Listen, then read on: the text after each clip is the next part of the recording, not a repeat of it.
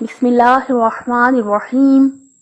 آج کا دن 1 جنوری 2020۔ ماشاءاللہ، اللہ پاک کا کروڑ ہا شکر کہ خیر و عافیت سے ہم اس سال میں داخل ہو گئے۔ کل ماشاءاللہ میں بہت پیاری سپیچ سن رہی تھی انٹرنیٹ پہ کہ استاد محترم کیا فرماتے ہیں، 3 باتیں انہوں نے بتائیں۔ دیکھیے، ہم سب جانتے ہیں، بہت عام ہے آج کل انٹرنیٹ کا ماشاءاللہ دور ہے۔ اللہ کا شکر کہ اللہ تعالیٰ نے ہم سب کو یہ ایک وسیلہ عطا فرمایا کہ ہم انشاءاللہ کچھ سیکھ کر اپنی دنیا و آخرت کو بہتر کر سکیں۔ اللہ پاک کا کروڑ ہا شکر۔ دیکھیے، مزے سے بیٹھ کے ہم گھر میں سپیچ سن لیتے ہیں، مزے سے بیٹھ کے بغیر کوئی خرچہ کیے، بغیر پیسے لگائے، بغیر کہیں جائے، ہم لوگ کتنی آسانی کے ساتھ اگر سیکھنا چاہیں تو ہم سیکھ سکتے ہیں۔ آپ کو بہت مجھ سے اچھی طرح پتا ہے، جب ہر سال ہی شروع ہوتا ہے پچھلے سالوں سے، تو ایک بات چلتی ہے کہ نئے سال کی کیا پلاننگ ہے، نئے سال میں آپ نے کیا کیا پلان کیا ہے، کیا کیا کرنا ہے آپ نے نئے سال میں۔ اسی کے بارے میں استاد محترم نے فرمایا کہ جب نیا سال اب آ گیا ہے کہ یہ ہمارے لیے ایک بہانہ ہے، ایک وسیلہ ہے کہ چلے اس طرح سے ہی ہم اپنے آپ کو ٹھیک کر لیں، اسی طریقے سے، اسی وسیلے سے ہم لوگ سوچ لیں۔ انہوں نے 3 باتیں بتائی ہیں، بہت مزے کی اچھی باتیں ہیں۔ انشاءاللہ اللہ تعالی ہمیں توفیق دے، ہم عمل کر سکیں۔ پہلی بات استاد محترم نے یہ بتائی، صرف انہوں نے نہیں بلکہ آپ جب بھی سنیں گے نئی پلاننگ پچھلے سالوں کی بھی، نئے سال کی، تو یہ عام ہے، یہ سب لوگ ہی، سب استاد ہی انٹرنیٹ پہ یہ بتا رہے ہیں پوائنٹ۔ انہوں نے بھی یہ بتایا ہے کہ پہلا کیا ہے، اسٹارٹ وتھ اسمال اسٹیپس۔ جب شروع کریں تھوڑے سے شروع کریں، چھوٹے سے شروع کریں۔ مثلاً کیا، میں آپ کو مثال دیتی ہوں۔ مثال کے طور پہ ہم انشاءاللہ کے پورے وجود سے، پورے خلوص سے چاہتے ہیں انشاءاللہ کہ اس سال کا کوئی بھی دن ایسا نہ ہو کہ جس میں ہم قرآن پاک کی تلاوت نہ کریں، خدا نہ خواستہ کوئی دن بھی ایسا نہ گزرے۔ لیکن دیکھیے، آپ ماشاءاللہ مجھ سے بہت زیادہ بہتر جانتے ہیں، آپ نے بہت احادیث روایات پڑھی ہوں گی، سنی ہوں گی انشاءاللہ، کہ کیا ہمیں حکم ہے جب ہم احادیث سے سیکھتے ہیں تو یہ کہ کم سے کم ہم لوگوں کے لیے ضروری ہے کہ 50 آیات کی تلاوت ضرور کریں روز۔ اگر ہم کر لیں گے تو ہمارا نام غافلوں میں نہیں لکھا جائے گا۔ تو میں نے ابھی سورہ رحمان کی آیات آپ لوگوں کے لیے چیک کی کہ 78 آیات ہیں، 78 آیات ہیں سورہ رحمان کی۔ سورہ رحمان ضرور پڑھ لیا کریں، اس کی 78 آیات ہیں۔ پہلے شروع میں جن لوگوں کو اتنی قرآن پاک پڑھنے کی پریکٹس نہیں، جو پڑھنے والے ہیں انہیں تو حفظ ہے، وہی 30 پارے ہیں جو ہم لوگ بار بار پڑھتے ہیں، تقریباً حفظ ہیں۔ لیکن جو لوگ نہیں، جنہوں نے اتنا پڑھا قرآن پاک، ان کے لیے یہ ہے کہ وہ سورہ رحمان کو لازمی طور پہ روز پڑھ لیا کریں۔ جب سورہ رحمان ان کی روان ہو جائے گی، 2-4 مہینے جب گزر جائیں گے، تو سورہ رحمان پڑھنے کے بعد وہ 1 صفحہ کم از کم قرآن پاک کا پڑھ لیا کریں۔ شروع سے قرآن پاک شروع کریں، 1 صفحہ ساتھ پڑھ لیا کریں، ساتھ سورہ رحمان پڑھ لیا کریں۔ جب تک صرف سورہ رحمان ہی رکھیں۔ اگر پھر بھی کسی کو اتنی پریکٹس نہیں ہے، کوئی بہت ابتدائی پڑھنے والے بچے ہیں، تو ان کے لیے یہ ہے کہ اگر سورہ رحمان وہ پوری نہ بھی پڑھ سکیں تو 50 آیات اس کی ضرور 50 تک پہنچ جائیں۔ 50 آیات جو ہیں وہ ہمیں پڑھنے کا حکم دیا گیا ہے۔ سورہ رحمان کی آپ 78 آیات ہیں، کوشش کریں سورہ رحمان روز پڑھ لیا کریں، اور اس کے بعد قرآن مجید کا 1 صفحہ پڑھ لیا کریں یا 2 صفحے پڑھ لیا کریں، یعنی اسمال سٹیپ سے شروع کرنا ہے۔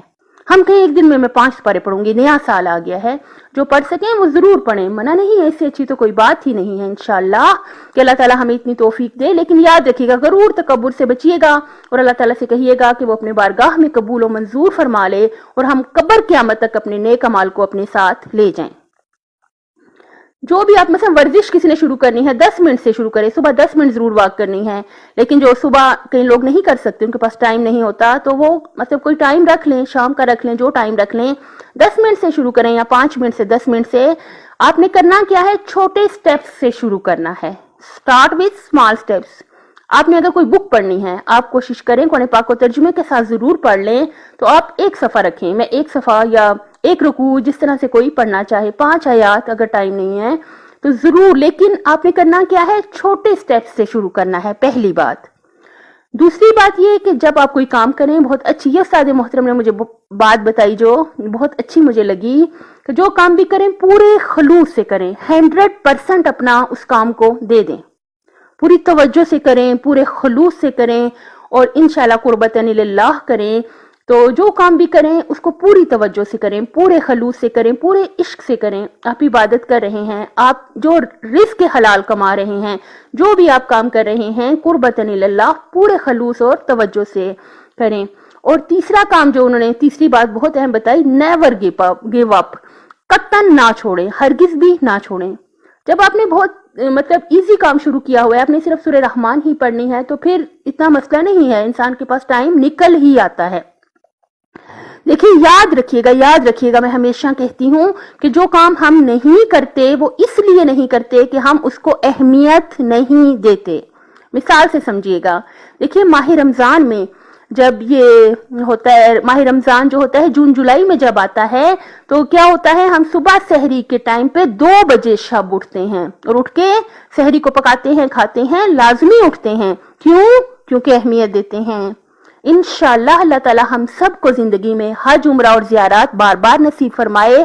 آپ نے دیکھا ہوگا کہ سحری کے ٹائم 12 بجے کے بعد کی جو فلائٹس ہوتی ہیں, تو کیا لوگ گھروں میں سوئے رہتے ہیں؟ ہرگز بھی نہیں. لوگ وہاں پہ سحری کے ٹائم 1, 2, 3 بجے جو فلائٹس ہوتی ہیں وہ لیتے ہیں فلائٹس, اپنے حج کرتے ہیں, اپنے عمرے کرتے ہیں, دوسرے ممالک میں جائیے, منع نہیں ہے, صرف یہ کہ کوئی ایسا کام نہ ہو جائے, کوئی ایسی بات نہ ہو جائے کہ اللہ تعالیٰ ناراض ہو جائے. بس اس بات سے بچیے. اور بہت زیادہ دعائیں کرتے ہیں انشاءاللہ کہ آپ نے بھی بہت دعائیں کی ہوں گی. میں نے صبح نماز کے بعد آپ سب کے لیے بہت دعائیں کی ہیں کہ اللہ تعالیٰ میرے سننے والوں کی خیر ہو, کہ اللہ تعالیٰ آپ سب کی, ہم سب کی دنیا اور آخرت بخیر فرمائے. دعاؤں سے رکھیے گا, دعاؤں سے بہت زیادہ گہرا تعلق رکھیے گا.